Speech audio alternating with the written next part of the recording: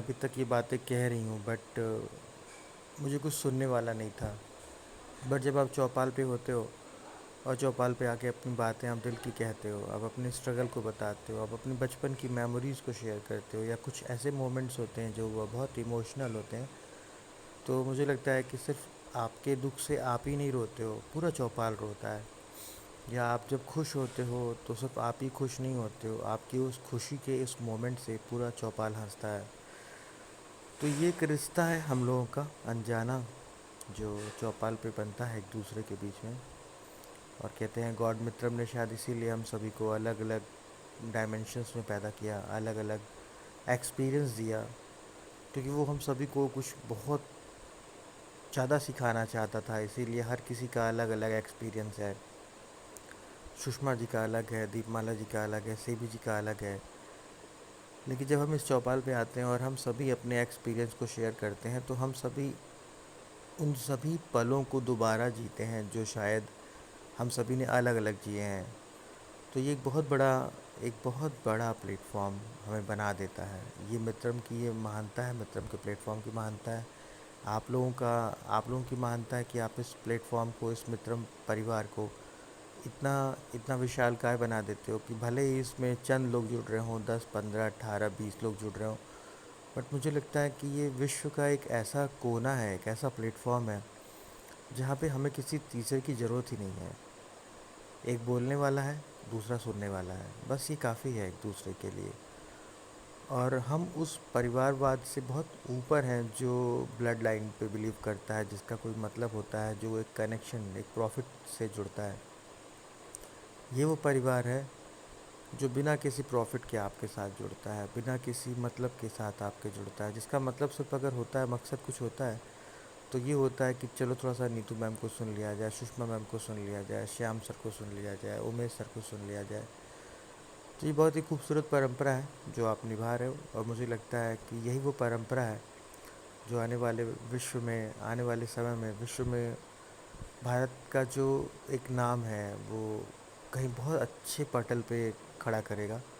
अगर इस परंपरा के बारे में, इस मंच के बारे में जो भी सुनेगा या जानेगा, मैं गारंटी दे रहा हूँ हर कोई हमारे इस चौपाल से जुड़ना चाहेगा। और आप लोगों ने जो स्ट्रगल किया है, आप लोगों ने जो अपनी स्टोरी सुनाई 2 दिन से, वो ये दर्शाता है कि देवी किसी मूर्ति का मोहताज नहीं है। देवी ये जो शब्द है, ये शब्द अपने आप में बहुत विशाल का है, इसे समझने की बात है।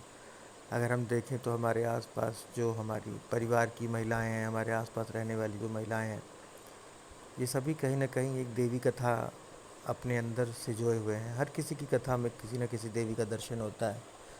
किसी ने किसी महिषासुर का वध किया, किसी समस्या से लड़ाई लड़ी, तो किसी ने अपने परिवार को चलाने के लिए लड़ाई लड़ी, कहीं किसी ने एक माता बनने की लड़ाई लड़ी, अपने बच्चे को पालने की लड़ाई लड़ी, कहीं किसी ने समाज में किसी कुरीति से लड़ाई लड़ी। तो ये बहुत बड़ी बात है कि आप ये काम कर रहे हो, और आप सभी को दिल से नमन है कि आप ये काम कर रहे हो। बट आपने कभी इस बारे में किसी से ये कहने की कोशिश नहीं की कि मैंने कुछ बहुत बड़ा किया। बट चौपाल के लिए बहुत बड़ा है।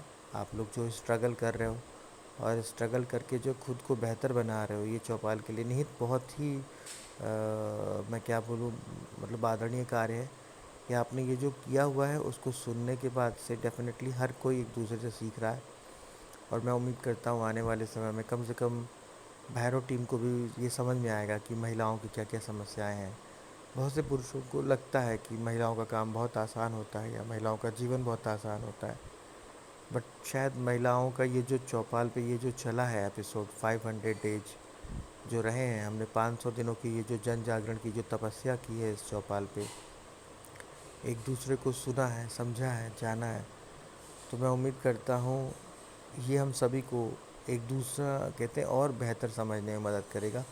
ना केवल एक दूसरे को बल्कि मानवता को, एक स्त्री एक पुरुष को और बेहतर तरीके से समझ पाएगी, एक पुरुष को बहुत बेहतर तरीके से समझ पाएगा, हम सभी मानवता को और बेहतर समझ पाएंगे, जिसे कहा जाता है हर हर महादेव। तो शायद ये, मुझे लगता है कि इस मंच पे ये कहना गलत नहीं होगा कि हर हर महादेवी।